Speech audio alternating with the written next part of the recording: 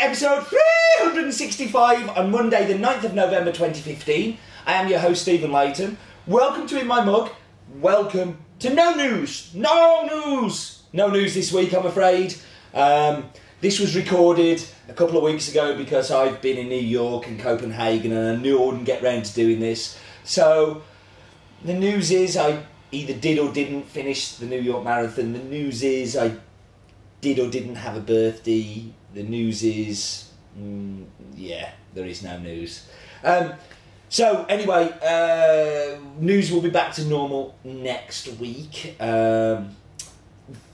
Actually, because you may be watching this on the Sunday, you're sitting down a Sunday morning watching this because it's gone live and think, oh, I wish I had something to do this afternoon. You should go to Cup North in Manchester where I'm going to be. Come and say hi and, yeah, watch a temper tantrum and have fun. It's a consumer-led show. You should definitely go and do it. It's not just for baristas. It's for people who like coffee like you lot. And the fact that you're watching this is good. Anyway, we should talk about this week's coffee. It's a coffee we did a few weeks ago. The coffee is from Limon. And we found this relationship through a friend who is a world barista champion, but also a roaster. And he was buying coffee from this guy and wanted to introduce me to him. They're located around about an hour's drive from Guatemala City. It's to the east, and it's near the town area of Palencia. The farm sits around about 1,600 metres above sea level and is owned by Guadalupe Alberto Reyes, but everybody calls him Beto because everybody knows him. Beto was the former mayor of Palencia, and has done a lot of work in helping promote and build the town, and he's doing a lot to promote the coffee. Because Palencia is not part of the 8 regions of Anacafe. Anacafe has all of these different regions that they market their coffees under, but Palencia doesn't sit anywhere. It's just somewhere that grows coffee but nobody really talks about. And I love the fact that we're working somewhere that's up and coming.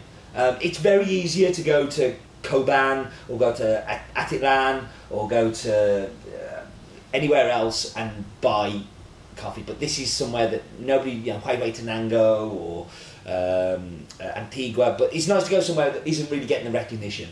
And the farm mainly produces Caturra and Bourbon and some Pacamara, and they are playing with different varietals at the moment, experimenting almost. And Beto is like one of the guys where he's driving all of this innovation. He's really excited to try different things. He's trying experiments at picking, he's trying experiments with processing, he's investing in the farm, he's just built a new mill, he's building a new cupping lab, his son is involved in the farm, his son is studying at college to become an agronomist, so his dad can basically get cheap labour out of him, I think. But they're really trying to push the boundaries of the coffee. It's so exciting to go to a farm that's really innovating, and that's what they're doing there. They're properly innovating. The other thing is Beto is the perfect host. He is the kindest, most generous man I meet on my travels. His home is mine. He opens his doors. He insists that we sit there and drink whiskey. He insists that we sit there and eat amazing food. And you know, when you're travelling, the one thing, and I've said this before, and I kind of keep going, so I'm almost obsessed with Beto's wife's cooking. But she's just such a good cook, such a lovely host. And when you're travelling, the one thing you want is really well home-cooked food. And every time I go there, they feed me so well. Like, I've had some amazing meals there. And normally the whole family come together as well because we turn up and that feels a bit weird. But no, it's really cool. But without that, without the coffee being amazing, I can get dinner anywhere again. I'm going to a Michelin-star restaurant for that, but I can't get coffee from there. And Beto just, it's a feedback loop that we keep having between each other. So I'll give him some feedback, he'll come back to me and tell me something, then I'll tell him something, and we just have this really good integration, just a really good way of working with each other. It is absolutely fantastic that you can have that relationship of backwards and forwards. So the country is Guatemala, it's from the region of Palencia. The farm is called, its full name is San Patricio El Limon, because there are a few El Limons out there. It's owned by the Reyes family, altitude of 1,600 metres above sea level. This is a Bourbon, and this is a natural. And we haven't had a natural for a while. So I'm very, very excited to get the drinks on this table. But I guess before we do that, we should do the map bit.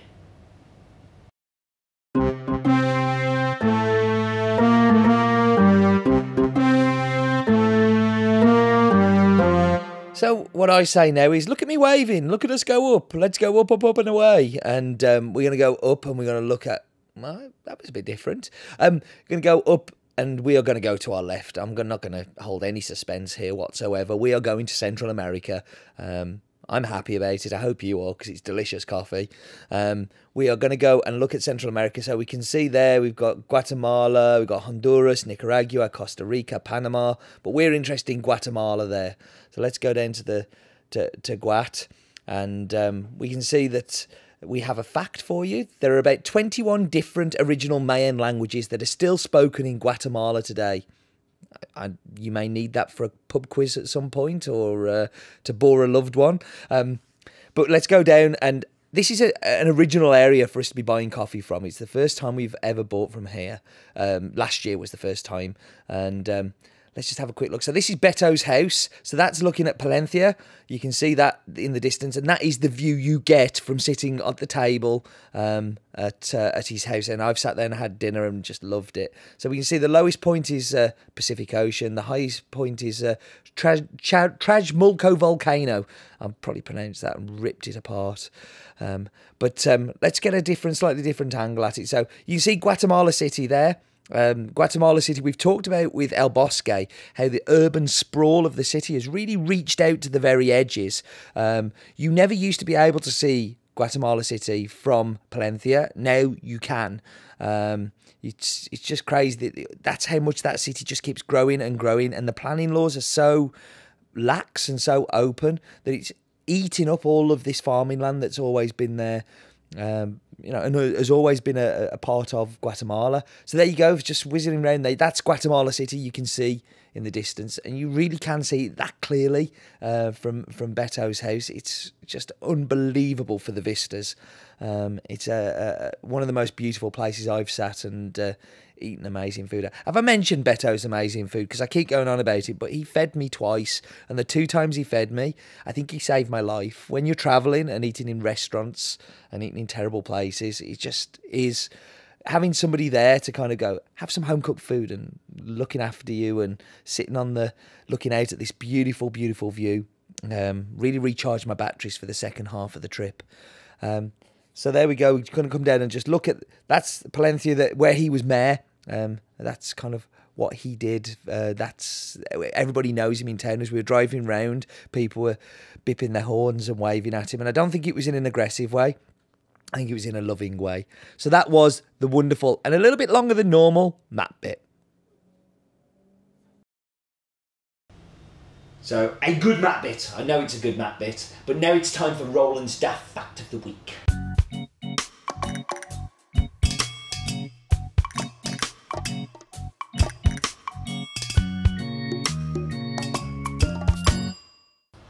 Guatemala is the 8th biggest coffee producer in the world.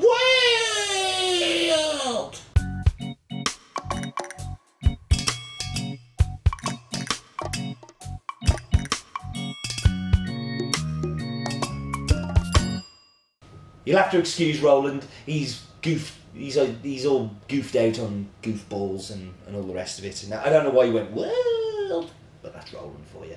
Anyway, going to whap you on pause. Going to go get tasting delicious drinks. Be back with you in just a second.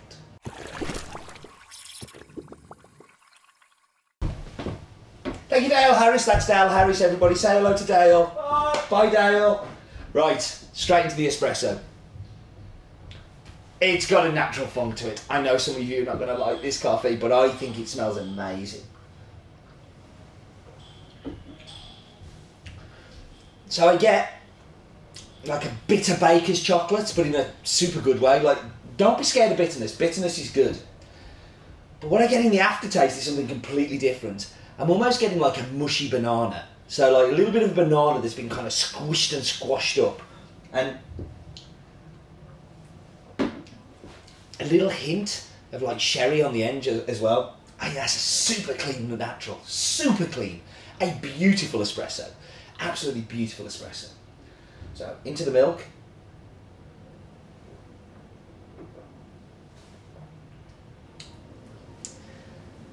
Banana milkshake. It's just banana milkshake. And that is crazy. That is a really, Really delicious cappuccino. Like, I don't like milk, you know I don't like milk. That's delicious. It's really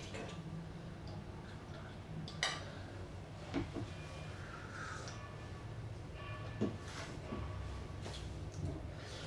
Just like the espresso, dark chocolate, like almost cooking chocolate.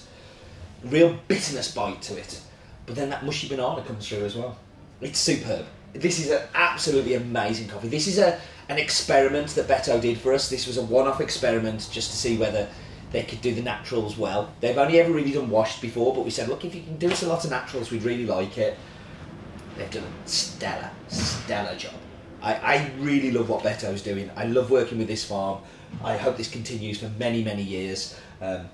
This is great coffee. Really is. This is one of my highlights, actually, in the past few months. Amazing.